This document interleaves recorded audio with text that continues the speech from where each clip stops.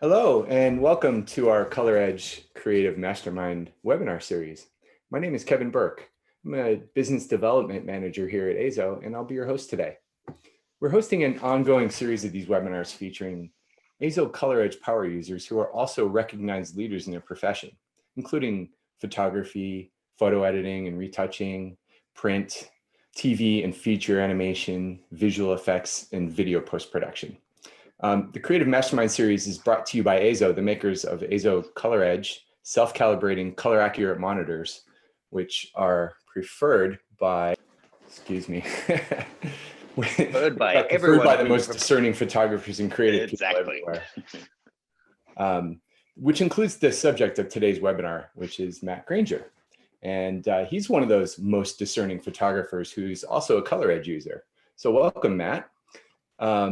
Thank you. A little bit about Matt. Before YouTube and traveling the world teaching, Matt is a passionate professional photographer specializing in all things people related. Matt has been published extensively in Australia and abroad and has exhibited with the likes of Studio Harcourt. Matt's adventurous spirit has led him all over the globe, and he now leads tours to a number of exotic locations, which I'm sure he'll talk about. Outside of work, Matt is a happy husband, a passionate traveler and explorer, and a bit of a foodie. Matt studied economics and film studies degrees at university, and thankfully, he says, he's washed away most of the first and kept the passion for film. So again, welcome to the webinar, Matt. Thank you. Thanks for having me, Kevin. Most of the audience probably knows you from your YouTube reviews or maybe a course you taught, something like that. But they might not know about your work and your true passion, which is photography and being a photographer. So I thought it'd be good to start from the beginning. So can you share with us how you got interested in or led into photography? So how far back should we go? I honestly, it sounds hokey, but as long as I can remember, I've carried a camera around with me. I'm sure I got my first camera before I was 5, but I don't know how old I was exactly. My father is and was a really good amateur photographer, and his mother was just prolific. Not the best, but she would shoot a roll of film every single day. And growing up as a kid, it felt like I was getting hand-me-down cameras every other week. It was probably, every 6 or 12 months when she got herself the new drop-in cartridge camera, then I would get her hand-me-down. And I just was always walking around and clicking whatever, but without much thought until I was probably about 15. And I was fortunate. I grew up in a small country town in rural Australia that for some reason had a fully functioning darkroom and a photography elective for our high school, which is kind of the last 3 years of before you go off to university. So I studied there, and that was the first time I really started thinking about creating something with my photography rather than just kind of capturing whatever happened to be in front of me. And I've had the bug ever since. It's we'll probably cover the 20 or 30 years in between those 2 points, but the one thing that's stayed with me, there's nothing more about my job than I love than that moment when you're lining up a shot, and as you're clicking the button, you just know you've gotten something special. It doesn't happen every day, but when you can see everything's come together and your timing was right and the light is great, and you know you got something before you even hit the playback, that moment is still the thing I love the most. That's awesome. Did you, so you went to university for photography at first, or were you doing the other stuff first and then picked up photography in university after that? I probably wasn't clear. So I meant I did the photography in my high school, and then my first degree was a Bachelor of Applied Economics and Politics, which I did in Canberra, which is Australia's little capital city.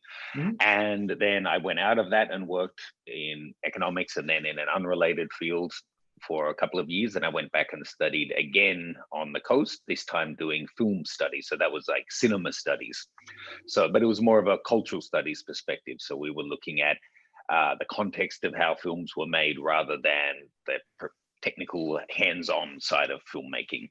And through that, I think I kind of started to thinking about it again more. There was probably a little lull there where I went back to just kind of taking snapshots. But during that time when I really kind of got to explore my love of cinema, I started thinking a lot more about the storytelling aspect of photography and how every image has the power to tell a story, whether it's, you know, something really deep and meaningful like a journalism piece, or even just a headshot.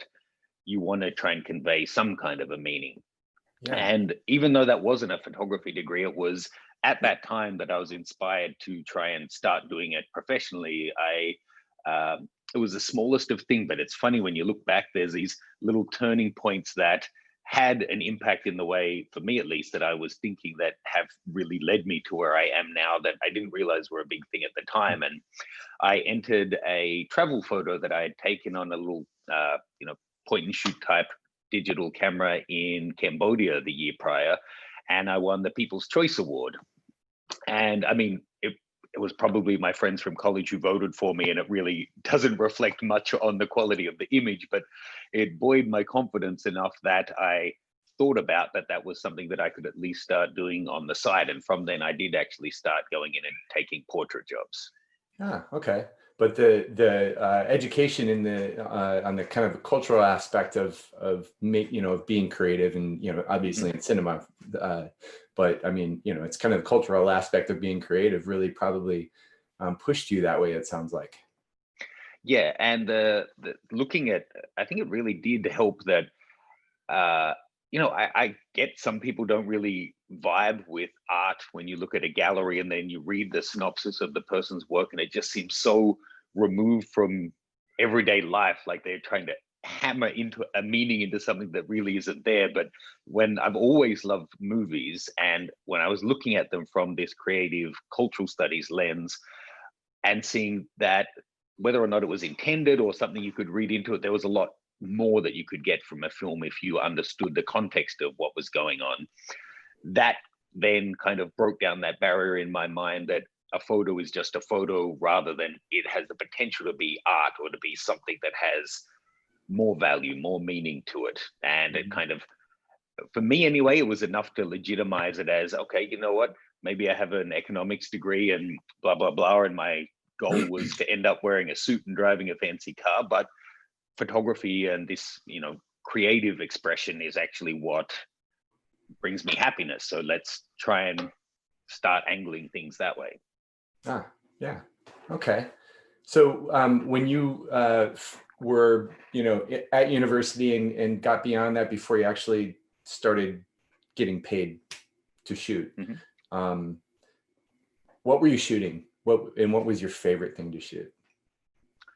Well, what was I shooting was everything. You know, I, especially at both just personally and as I was trying to develop and learn, as I still am, I just love to go out and shoot. But the thing that I enjoyed the most of the whole process, and I think maybe it's for everyone, but certainly for me, even though in a lot of regards I kind of consider myself an introvert, I do love the way that photography gives me the opportunity to meet with people that I ordinarily otherwise wouldn't. And I'm probably giving it more credence than it really deserves, because I then make the excuse to go out of my way to find a village in the back roads of Laos to meet people and take photos that maybe I wouldn't if I weren't interested in the photography. So it's kind of two sides of the same coin. But yeah, it's always been the people aspect. And the first paid jobs I was getting was doing kids portraits for families, and then I started assisting a friend on weddings to be his second shooter before I started taking on weddings of my own. And weddings and portraiture are mainly what you focus on now? So huge respect to those who are shooting weddings, but I'm not tough enough for it. I'm quite happy to have moved away from that now. So now, up until 2019, I would say my primary focus was people photography and travel. I self-published a couple of books of portraiture several years back now that I'm looking to get back into doing as well. And then over the past kind of 2 to 3 years, it's been more and more teaching, which it's kind of funny to think I started the YouTube channel and that's how so many people, most people, I guess, who know me, found me. And then I've been teaching around the world for years now, but it was only a few years ago that it kind of struck me, I'm a teacher. And it was a weird realization because my mum's a teacher, my aunts, my uncles, my sister, I've got so many teachers in my family, but I always thought of myself as I do photography with people rather than I'm a teacher. It was actually quite a cool shift. And my cat is meowing up a storm. I'm sorry if you're hearing that. No worries. No worries. Can you tell us about your favorite photography job over the years? Oh, wow. That's one that I should have given a fair bit of thought to. So there's been certainly some particular projects that I've taken on that have been great. I mean, so over the past kind of 2017 to 2019, the most enjoyable thing that I was doing was leading photography tours. But there's so much that happens in a job like that. So we take a group to, let's say, Ethiopia for 2 weeks. And can you hear my cat? She's really going crazy. I'm sorry. She's normally not like this. Maybe she's hungry. And we cover so much. There's just going to a culture that you don't know the every day I'm kind of left in awe of. Yes, it's great that we got these cool shots, but just experiencing things that are so far removed from anything I've experienced, or even things that I've seen in documentaries or whatever, to actually go and walk through, these tribes and see the way they live. And a lot of it is really confronting and not something that you're particularly comfortable with, but it's so eye-opening. So for me, that's been a really valuable thing. But specifically photo projects, as I heard you mention in the intro, it's years ago now, but still one of my proudest collaborations. I had for years been a fan of Studio Harcourt, which is a French photography studio that I think has just passed 100 years. I've got some of their images up here. I'll just share that if that will work on Zoom. This is just a Google image search of some of their images. But so basically they've shot all the big celebrities from Europe and the US over 100 years. So celebrity actors as well as artists and sports people and all kinds of things like that. And they have this really signature look that you see it kind of all looks very old world, and it has a kind of look to it. So the way they do that actually is they use old-fashioned 1920s cinema lights to light things. So it's all done with continuous lights. And I don't know that they do any more, seeing the cost of production these days. But legend is, back in the day when they would shoot those portraits, instead of the old trick of putting Vaseline on the lens and then smearing out so you get sharp eyes and nose, they would actually take a silk Chanel stocking and hold it over the lens, and then with a certain type of cigarello burn out the eyes and mouth to get sharp focus through those areas and have the rest in an ISO focus. So anyway, that's who they are. But to my amazement, my best friend at the time was French, and his mother found a contact for them, and we started chatting, and they agreed to do a co-exhibition of their work and mine for a portrait festival in Sydney. And it was the first time they had exhibited out of Europe. So that was a very, very exciting thing for me to get to show my work alongside theirs. That's cool. Nice. I got these next two questions. I'm trying to figure out which place to put them, but I'll just switch gears on you a little bit here and talk about a little bit about technology. So how do you see technology, such like adding technology to photography, such as the film to digital transition? That'd be one example. And all the technologies that support that ecosystem. How has that made photography better or easier or faster or more efficient, in your opinion? So being someone who's on YouTube, there's a lot of attention on gear. And if I want to engage a big audience, talking about gear is the way to do it. And, I'm in a funny position where I don't want to put so much attention on the latest and greatest all the time, because I don't want to discourage people who don't have access to that from going out to enjoy their photography. I do think if this is what you can afford, go and do the best you can with it for now. And if you're, ambitious to try and increase the amount of tech and gear that you have in your kit, then work hard for it and go get it. On the issue specifically of technology, though, there's no point to fight it. That technology keeps marching on whether we're on board or not, and it doesn't necessarily kill off what has come before it. People thought that 35mm was going to ruin the professional photographer industry because now families could get, their small Leica or Brownie camera and take photos themselves. There's still people today shooting medium format digital and film and large format film and all of that. So it's really up to what I think brings you the joy and the process of shooting and the results that you want from it. Use that equipment. But for me, the reason that new technology keeps being developed is that for people who are doing it professionally or taking it seriously, it offers something that we didn't have before. And you don't need everything, but sometimes those new features can really make your job easier, or, as you say, more streamlined, more efficient, so you can get more done.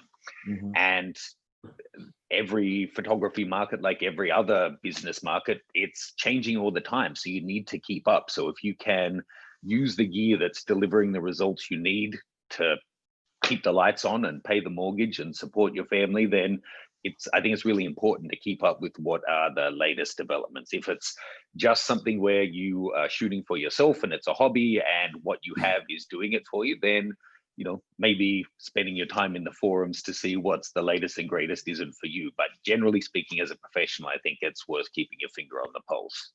Okay. That was a really long answer. Sorry, feel free to cut me off next time. Well thought out long answers.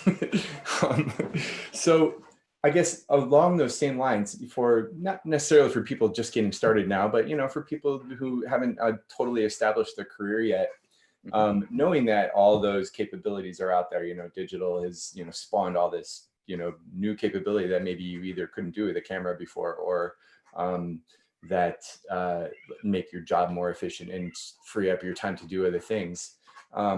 What capabilities in a photographer do you think are most important to strive to master besides the traditional photography skill set?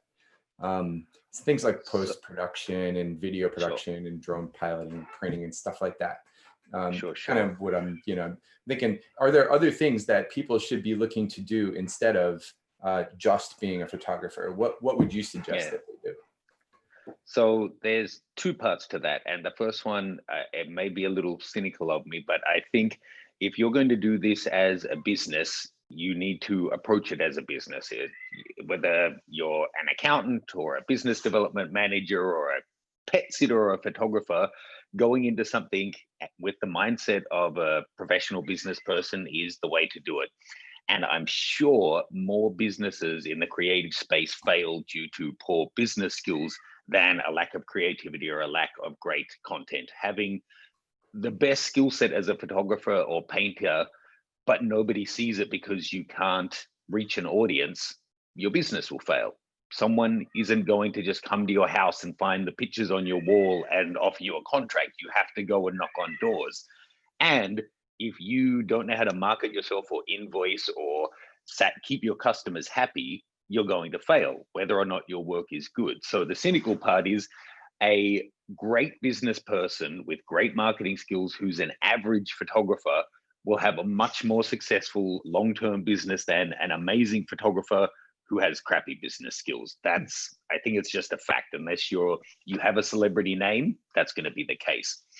And then you need to look at what it is that you're actually offering to your clients. So if you are doing prints or delivering images to a clients in a traditional sense, then having the full workflow set up that supports you to do that is important. So for me, obviously, that's how I know you guys, color management is incredibly important. But in terms of like how much retouching or what kind of software you need to be doing, I think working backwards on who are my clients, what have I promised to them, what are they expecting, what kind of level of service and products am I delivering to them, then you need your workflow to kind of support that. I think too many people are like, so I have this set up, I want to sell 10 by 20 prints. Now, how do I do that?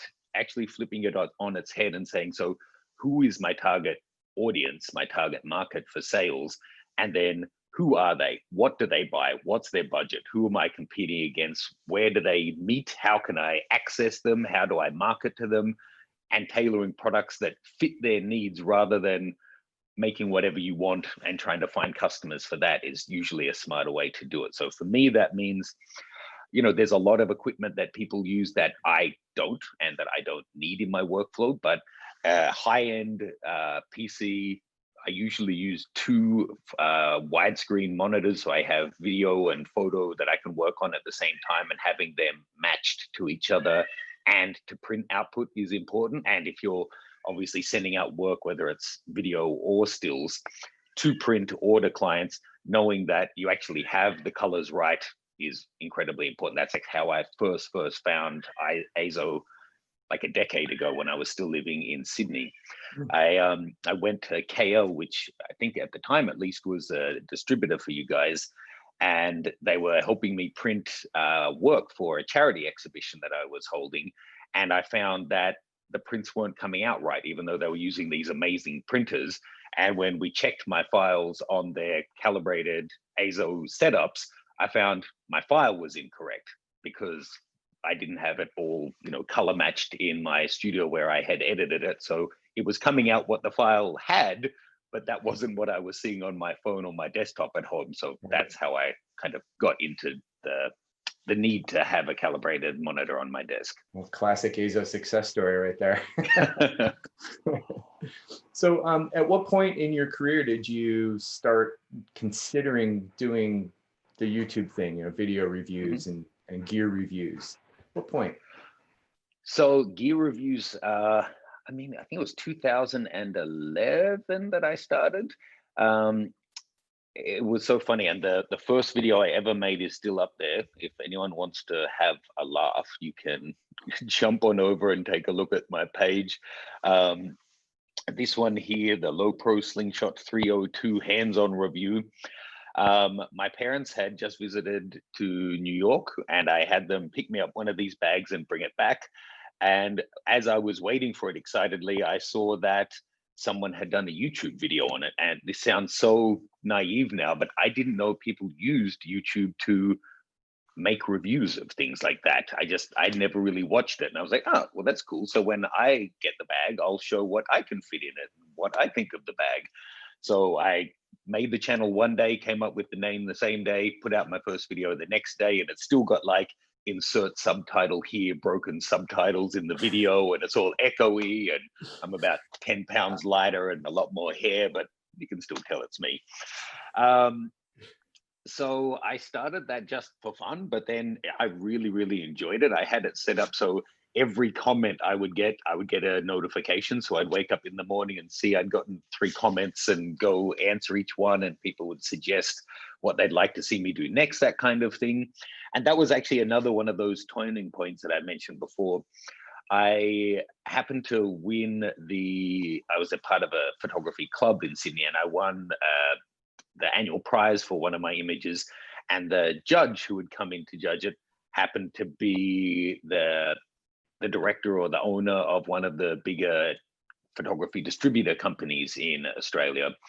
So by meeting him and saying, hey, I have this YouTube channel with 65 subscribers or something like that, we're still good friends today, and he introduced me to their portfolio. And then suddenly I had access to loaner equipment from all these different brands that meant I was at one point, I think, basically putting out a video a day. And that was all alongside my day job and alongside my photography part-time job. And so it was actually once I was already doing the YouTube channel that I stepped full-time into doing professional photography, and the number of videos died back. Again, another really long answer, sorry. Hey. Well, you answered like 3 of my questions, so now I could just okay, good. the next one, right? So your message, you've mentioned your message already, kind of that use the gear that's going to help you get to success in the type of job that you want to do, and you kind of stick with that. I noticed that even before you mentioned that you do that. Did you start with that message or did you morph into that kind of, you know, philosophy as you grew your, and, you know, became better at, if you want to say, did more of these video reviews? It's a good question. I never really thought about the progression on it. So I can confess now that I have a comfortable position in life and I'm not, you know, skipping rent payments to do this. I do really love equipment, and I am a gearhead, and I've always been a gearhead since I was 12 years old. When my dad would go on a business trip, I'd be begging him to pick me up the latest digital camera or Sony Walkman or whatever it was. I've always loved tech. And there's still some equipment that I own, like I recently got a new Leica camera, which if you look at it on paper is quite overpriced, but it just makes me want to pick it up and go shoot with it. I rarely use them for income generating jobs. Occasionally I do, but it keeps my passion for photography alive, and I go and use that. But when it comes to, you know, if we rewind 10 years ago when I was starting the business, for early businesses, and this is where I guess having done an economics degree actually helped, not managing your costs is, I think, where most businesses fail in the first year, especially in this kind of an area where it's easy to sink 10 or 20 grand into equipment if you're just buying what's cool and what you think is going to be fun to use. So buying what is actually going to help you generate income is something that's really important. So as a professional, I would say, look at it that way. What's actually going to help you grow your business? For passionate amateurs, what's going to make you enjoy your photography more, and what's going to help you create the kind of output that you want? It's not a vain Instagram mentality to want to share your very best work with people. You love photography, you want to share the images that you've created. So then learning how to retouch and spending lots of time on it and making sure the colors and the contrast are exactly how you want it before you share it, whether it's to a big Instagram following or to your family or just to your website. You know, what is it that you're trying to do? Support a business, show your best work, get the gear that's going to work for you to that. But I think for anyone, you shouldn't be buying more that, you know, you shouldn't be getting yourself into debt basically to get the latest and greatest thing. Focus in on what are the pieces that are going to have a return for you.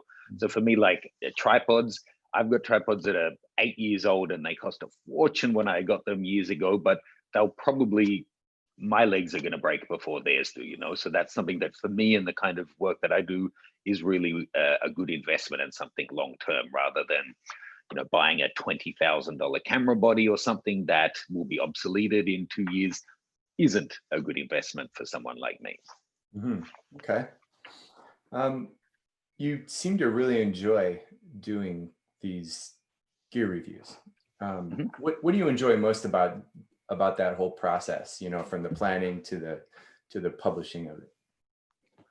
Sure. Well, I mean, from the beginning and still now, it is really nice to know that you're helping people make an informed choice. It's a funny thing as a critic, if you want to call it that.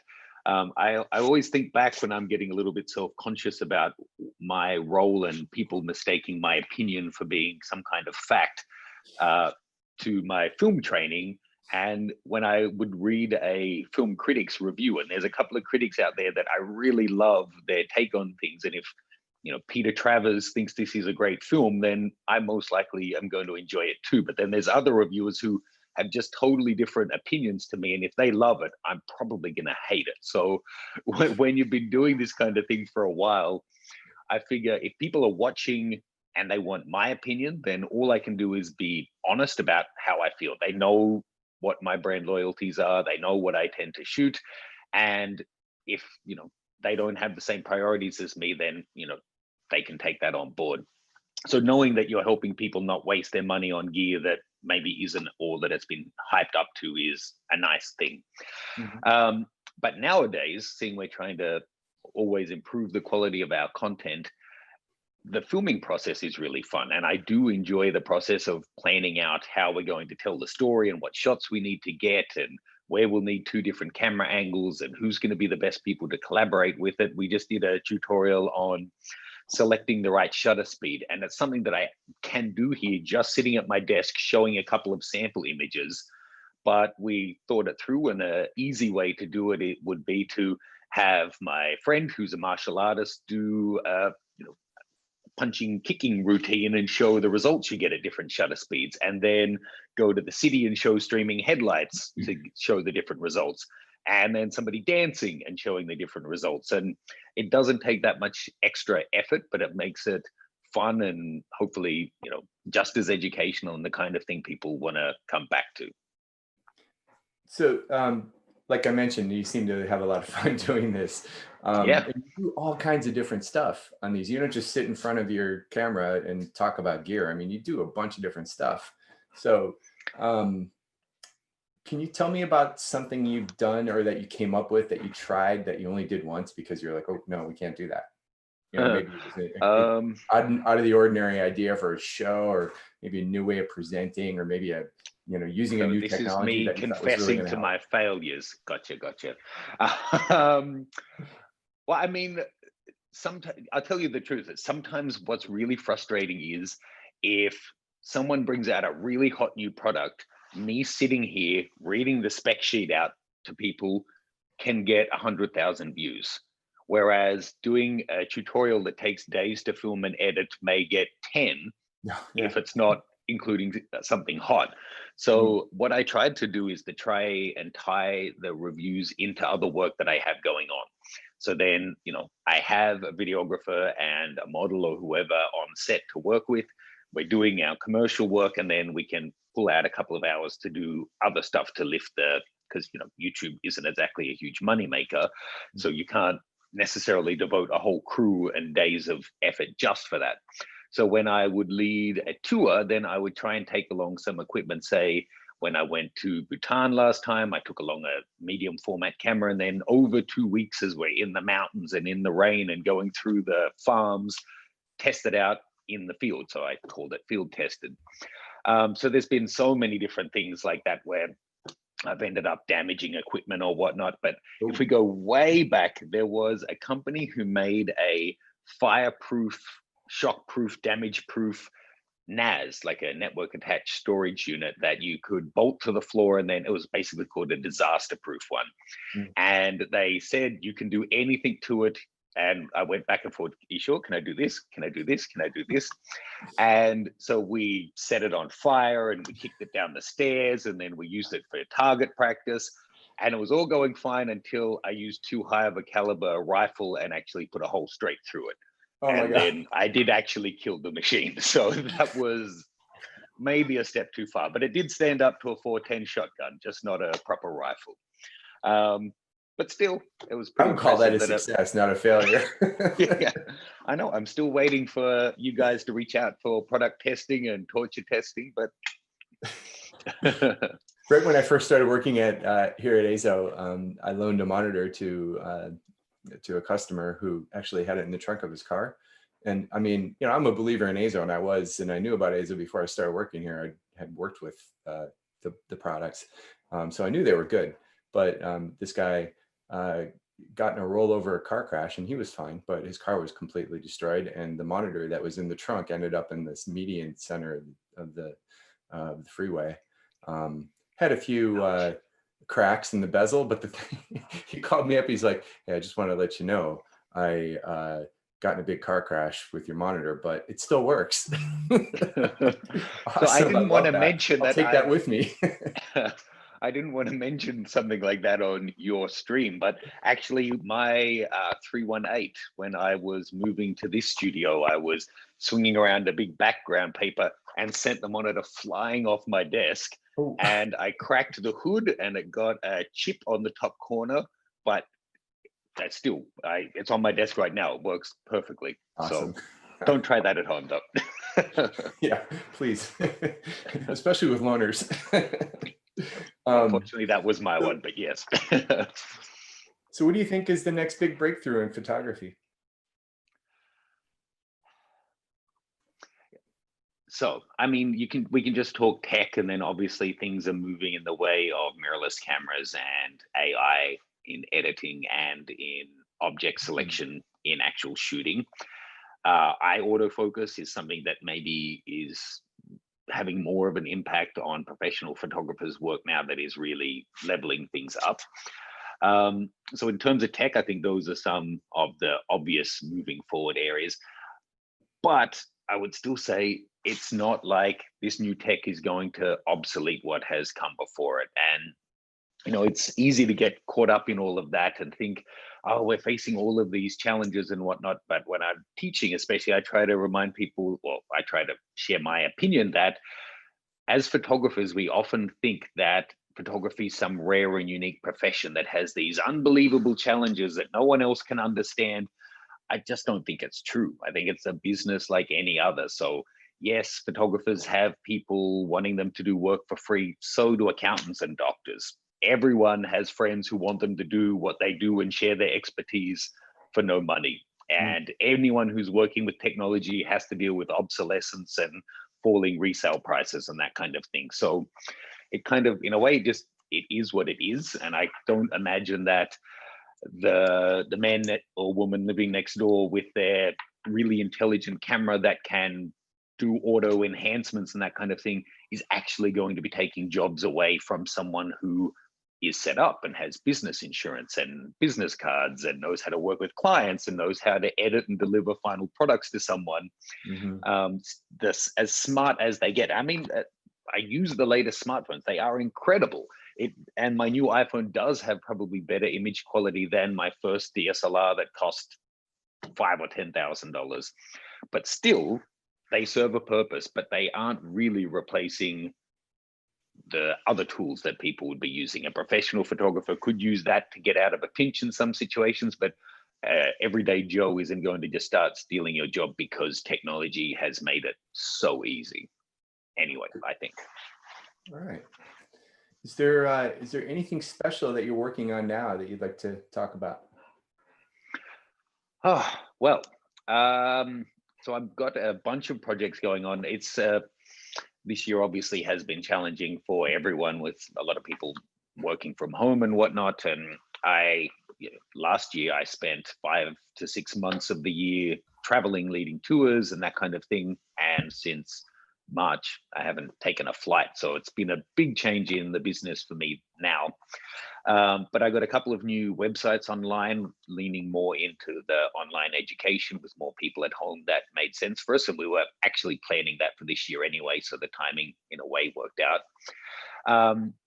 And probably around June, we started to get back to doing some shooting. I may have been later than that, I can't remember. But in quite a different way. So instead of just casually bringing the team together, we would rent out an entire place and give it an industrial clean. And then on one day, we would have our model and the videographer come in, we would shoot, and then, take the evening to re-clean everything, and on for like a week-long shoot. So we were getting a lot less productivity in terms of shooting, but the way that it meant we had to plan everything so detailed, we actually, I think, are making some of the best content we ever had. So I've been making some new tutorials on that, and I just finished a week down in Philadelphia with my co-host. A lot of people would know Stephanie, and then we had Johanna over. I've got, I don't know how many terabytes of data on my hard drive right now that I need to work my way through. So we've got loads of different concepts and shoots coming out, including some tutorials on Halloween and some different client work. So there's a lot of stuff that actually kind of scares me that I have to get to that editing soon. Well, I won't keep you much longer. I'll start tomorrow. So stay tuned, everyone, and check out Yes. the stuff that Matt has coming on his YouTube channel. So switch gears now again. Got some questions from the audience. Mind answering a few questions before we go? I would love to. All right. Well, I mean, I've asked you a whole bunch of questions, but now we got them coming from the audience. So here's a question from Steven. I love your videos with Stephanie. I know she models and acts, but does she take photos? She seems very aware of the tech specs of the cameras and lenses when you mention them. So is she also shooting photos with you? So Steph's a dynamo. She's amazing. So for those who've seen the channel once or twice, they might think of her as a beautiful woman. She is that. They may have seen that she's also into martial arts. She's something like a 4th degree black belt, former national champion in Taekwondo.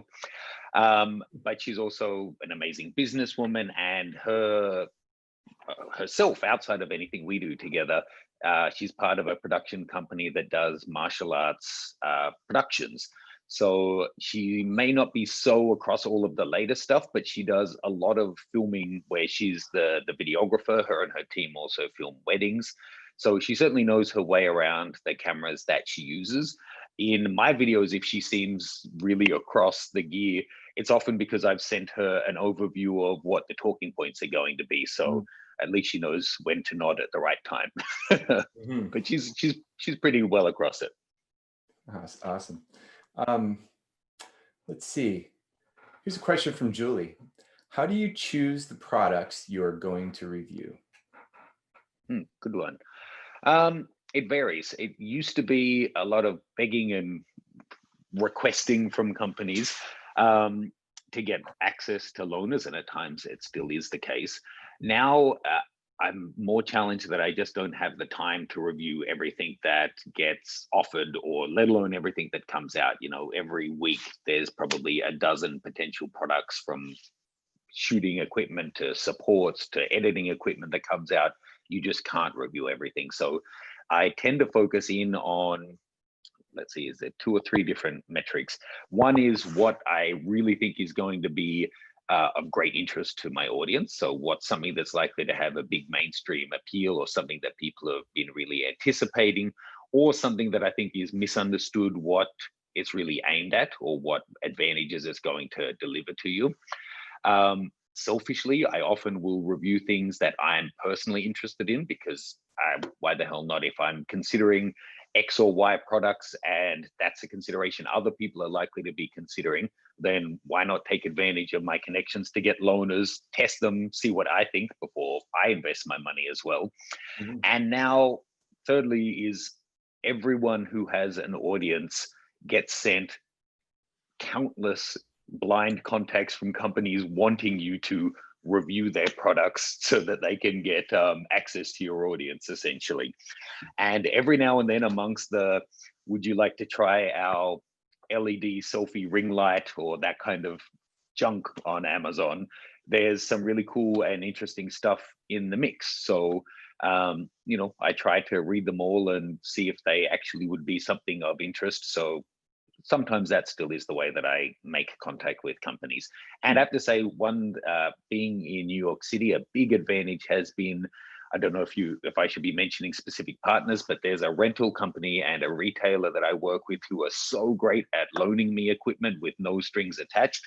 So that has freed it up now, that if something's announced and I don't have a relationship with that company, I can just go to them and ask to loan it to review for the channel. That's great.